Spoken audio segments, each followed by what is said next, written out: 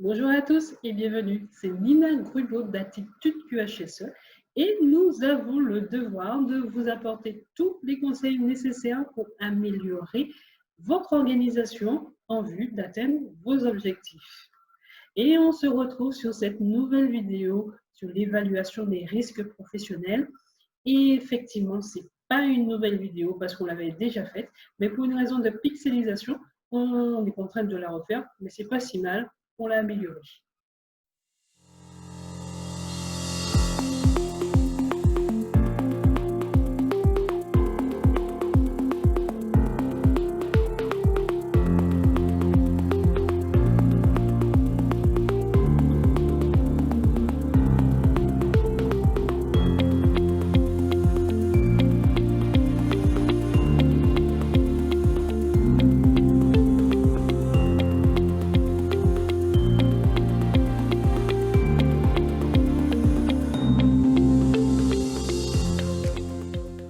Comme précédemment, on va partager mon écran. Ça va être bien plus simple aussi pour vous de pouvoir me suivre. Ça y est, vous me voyez un tout petit maintenant. Donc, cette évaluation des risques professionnels, au-delà d'être obligatoire à partir du premier salarié, elle est aussi nécessaire par rapport à la crise du Covid-19 notamment, où pour ceux qui n'avaient pas encore mis à jour leur document unique au cours de l'année 2020 vont devoir faire une mise à jour avec les préventions liées au Covid-19, ou ceux qui ne l'avaient pas encore fait. Donc, cette vidéo va être l'occasion de vous montrer un peu la méthodologie. Que vous mettiez en place ou que vous fassiez de la mise à jour, la méthodologie reste la même, c'est juste qu'il y a certaines étapes où vous irez un peu plus vite. Donc justement, cette première étape, nous, on commence toujours par une étape de recherche. Et notre base de données de référence, c'est l'INRS. Sur cette base de données, vous allez vraiment retrouver tous les risques qui sont identifiés pour votre secteur d'activité. Je vous conseille très, très vivement d'y aller. Et là, vous allez voir, c'est vraiment une manne d'informations. Et justement, sur l'INRS, il y a un outil que je trouve relativement intéressant et qui pourra, en ces temps notamment difficiles, aider pas mal de structures. C'est l'application OIRA que vous allez retrouver sur le site de l'INRS. Donc là, je vous ai mis le lien. Elle est vraiment destinée aux TPE. Malheureusement, dans certains secteurs d'activité, si vous êtes dans soins et prothésie ongulaire, vous pouvez y aller, c'est fait pour. Transport routier également. Hôtel, restaurant, café, c'est fait pour également. Garage automobile et poids lourds, ainsi que les commerces non alimentaires. C'est limité, il le précise pour les TPE, tout simplement parce que cet outil se veut le plus simple que possible, donc ils ne sont pas trop allés dans la complexité. Et honnêtement, pour commencer, je ne vois pas pourquoi il faut compliquer les choses. Il faut déjà pouvoir faire un premier jet et à la suite de ça, vous verrez si il faut complexifier, mais vous verrez que je parle de complexifier tout à l'heure, c'est-à-dire rajouter des éléments complémentaires, notamment en matière de critères, pour pouvoir mieux identifier les risques prioritaires par rapport aux autres risques. Mais allez-y sur OIRA-outil TPE, donc sur le site de l'INRS, vous allez retrouver cette application qui est très bien faite à mon avis. Une fois que vous avez recensé tous vos risques, là, vous pouvez commencer vraiment à travailler puisque vous savez. Donc, nous avons recensé tous nos risques. Là, maintenant, on a une matière pour pouvoir travailler. On sait, comme on dit, à quelle sauce on sera mangé. On a fait nos recherches. On a même déjà réussi un peu à avoir des pistes de mesures de prévention. Là, on peut passer à cette activité, à la seconde phase, qui est de découper notre activité. On va découper l'activité soit par service, par secteur, ou par site, ou par département, ou par localisation géographique. Qu'est-ce qui va nous permettre de... Enfin, déjà, avant tout, quel est l'intérêt de découper l'activité? L'intérêt, rappelez-vous, quand je vous ai parlé de l'INRS, vous allez retrouver vos risques par secteur d'activité. Par exemple, dans un secteur qui serait purement administratif, on va dire que c'est relativement simple, pas besoin forcément de faire de découpage particulier. Mais si vous êtes sur un site où il y a de la production, mais aussi de la R&D, une grosse partie de livraison, et bien sûr de l'administratif, il y a toujours de l'administratif, il serait plus pertinent de faire un découpage. Comment vous déterminez s'il faut faire plusieurs découpages? Ça va être en fonction de la complexité de votre activité. Prenons l'exemple. Vous faites partie d'une multinationale avec plusieurs sites, déjà par pays, et dans chaque pays, il y a plusieurs sites qui vont être par département, et dans chaque département, il peut y avoir plusieurs sites, et ensuite par secteur, et si nécessaire, par service. Plus le site est complexe et plus vous faites des découpages. Vous êtes sur une activité, vous avez une boulangerie, vous faites votre découpage par service pour être sûr que vous recensez bien tous les risques qui sont liés à la production et tous les risques qui sont liés à la vente en magasin. Donc, notre découpage, je vous ai prévu quelques exemples.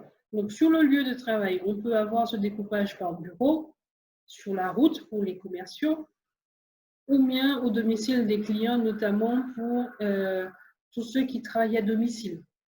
Je pense aux aides-soignants, je pense aux aides à domicile, etc.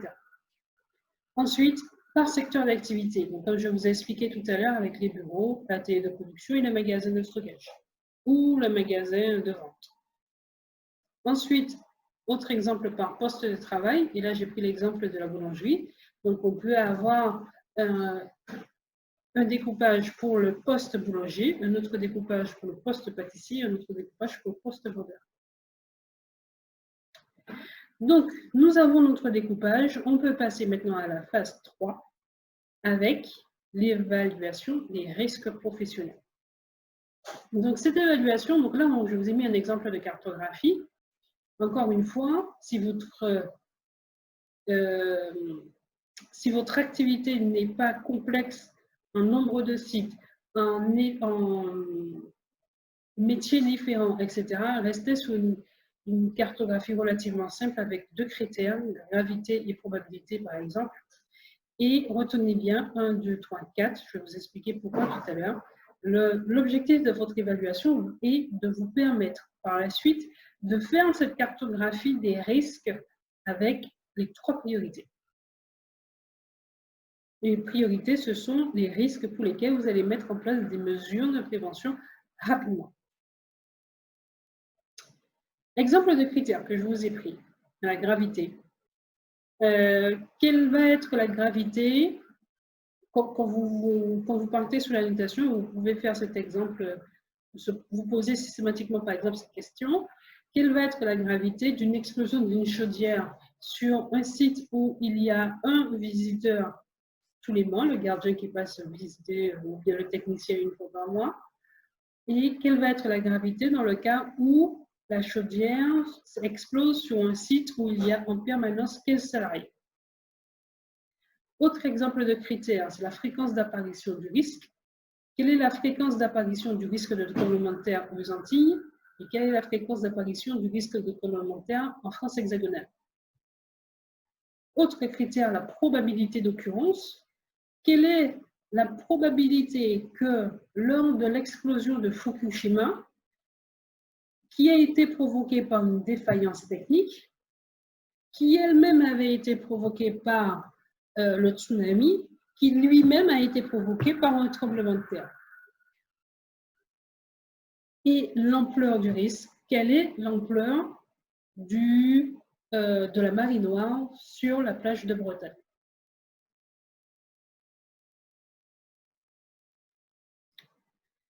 Quand vous avez défini vos critères, vous passez à la cotation. Et attention, cette cotation, elle commence toujours par 1. Elle peut aller faire, et on passe 1, 2, 3, 4. Vous pouvez aller bien plus loin si vous le souhaitez. Mais généralement, on reste de 1 à 4. Et ensuite, on fait une multiplication pour avoir un résultat. Une multiplication, pas une addition, pas une soustraction, pas une division, une multiplication. Et on commence toujours par 1. Parce que si on est sur une multiplication, vous comprenez que 0 fois 4, 0 fois 3, 0 fois 2, 0 fois 1, ça ne mène nulle part. Donc, du coup, on part toujours sur 1. Et moi, je vous conseille très vivement de rester sur 4. Même si vaut mieux augmenter pour le coup les critères, mais ne pas forcément rallonger sur la cotation. Et on obtient donc, avec les résultats, tous les résultats qui seront supérieurs, vous faites une moyenne de l'ensemble des résultats, tous ceux qui vont être au-dessus de la moyenne haute vont être en priorité 1 et tous ceux qui vont être au-dessous de cette moyenne vont être en priorité 3. Et entre les deux, vous aurez la priorité numéro 2. Donc, vous avez défini tous vos risques. Vous savez sur lesquels il faut que vous travaillez en priorité. Et là, vous pouvez passer à l'action qui est d'établir votre plan d'action.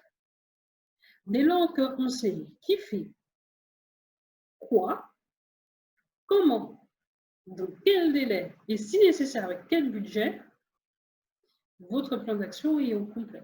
Faites-le le plus consciencieusement que possible, puisque c'est ce tableau de bord que vous aurez tout au long de l'année pour pouvoir le mettre à jour, faire un suivi, mettre à jour. Quand je dis faire un suivi, c'est relancer les responsables, où vous en êtes, quels sont les éventuels points de blocage, pour qu'à la fin de l'année, tout ce que vous aviez prévu pour cette année soit bien mis en œuvre.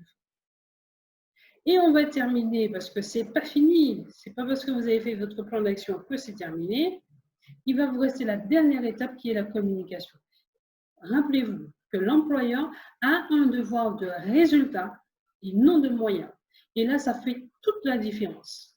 Parce que vous allez retrouver, vous faites vos différentes recherches sur le net notamment, et vous allez retrouver un certain nombre de mesures de prévention.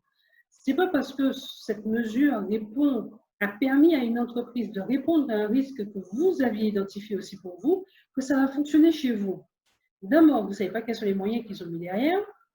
Et ensuite, c'est que leur organisation a permis à cette action de pouvoir être efficace.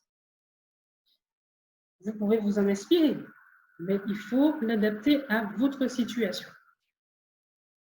Et pour que votre évaluation soit réussie, efficace et que tout le monde vous suive, en fait, ben, il faut communiquer.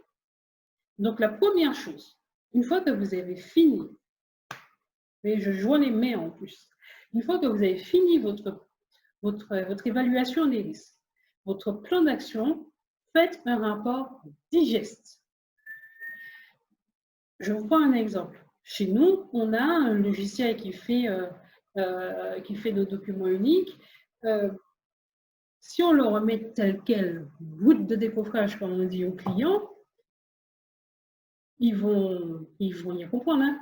Je peux vous garantir qu'ils vont rien comprendre. C'est un tableau, c'est plusieurs tableaux à l'impression, le truc sont en A3, recto verso, il y a plus d'une vingtaine de pages, sans compter les pages intermédiaires. Enfin, c'est carrément indigeste. Donc, on le traduit sur une version plus facile à lire pour tout le monde. Tout le monde dans l'entreprise, du cadre dirigeant au non-dirigeant, tout le monde va comprendre quels sont les risques prioritaires et quelles sont les actions qu'on met en place et dans quel délai. Et pour communiquer justement avec l'ensemble des collaborateurs, vous avez la possibilité. Vous faites un flash d'information. Vous faites une note interne. Vous faites un affichage dans les locaux. Vos fameux flash d'information ou bien votre note interne, vous le mettez avec le bulletin de paye. Là, vous êtes sûr que l'ensemble des collaborateurs a bien l'information, sans compter que cette partie communication, elle est obligatoire. Alors, ne vous contentez pas juste de faire une note interne, vous l'affichez au panneau et puis basta, vous avez fini avec ça, quoi. Autre point aussi qui est important, qui est toujours lié à la communication, c'est que l'évaluation doit être disponible. Enfin, en tout cas, sous la note d'information, vous allez noter qu'une évaluation a été faite et que le rapport est à leur disposition à tel endroit. Mais cet endroit, Ne le mettez pas dans le bureau du directeur, dans le tiroir qui est fermé à clé en permanence. Ça n'a aucun sens. On est bien d'accord. Ça va pas vous permettre d'avancer. Enfin, ça va pas vous permettre de communiquer avec vos collaborateurs, vos collègues sur les mesures parce que vous avez besoin de leur retour. Il y a une forte probabilité que la plupart des collègues soient là depuis bien plus longtemps que vous, sauf si c'est vous, en tant que dirigeant, qui faites ce rapport-là, cette évaluation. Dans le cas contraire, les anciens, comme on dit, ils ont cette mémoire qui vous permet, et ils vont vous dire, oui, mais ça, vous savez, il y a quelque temps, on l'avait déjà essayé, il y a 5 ou 6 ans, on l'avait essayé, ça n'avait pas fonctionné pour telle ou telle raison, etc. D'où l'intérêt de communiquer. Donc, pour cette partie communication, donc dans un premier temps, je vous conseille de faire ce rapport digeste. Dans un deuxième temps, de faire une causerie sécurité, causerie, briefing, quart d'heure sécurité, vous l'appelez comme vous voulez. Mais vous rassemblez tout le monde pendant 15 minutes et vous leur dites, voici les résultats de l'évaluation, voici ce qu'on a repéré, voici ce qu'on compte faire, qu'est-ce que vous en pensez? En résumé, 3 points à l'ordre du jour. Donc, une fois que vous avez communiqué, vous faites le suivi. Chaque année, faites le suivi tous les mois, tous les 3 mois, tous les 6 mois, comme vous le souhaitez. Mais je vous conseille quand même au minimum une fois par trimestre, quand même, pour pouvoir relancer ceux qui doivent être relancés. Et vous le mettez, vous faites le suivi. Est-ce que la mise en œuvre de toutes les actions sont de la responsabilité du responsable sécurité ou de l'animateur sécurité? J'en doute fortement. Il y a une très forte probabilité que ces actions, soient réparties entre les collaborateurs d'une seule et même équipe. Voilà, je pense que je vous en ai un petit peu tout dit sur l'évaluation des risques professionnels. Si cette vidéo vous a plu, n'hésitez pas à vous abonner. Je crois que c'est juste là pour l'abonnement. N'hésitez pas aussi également à cliquer sur la cloche parce que c'est elle qui va vous informer des sorties des prochaines vidéos. Et nous, on se retrouve très bientôt, très vite sur une nouvelle vidéo. À très bientôt.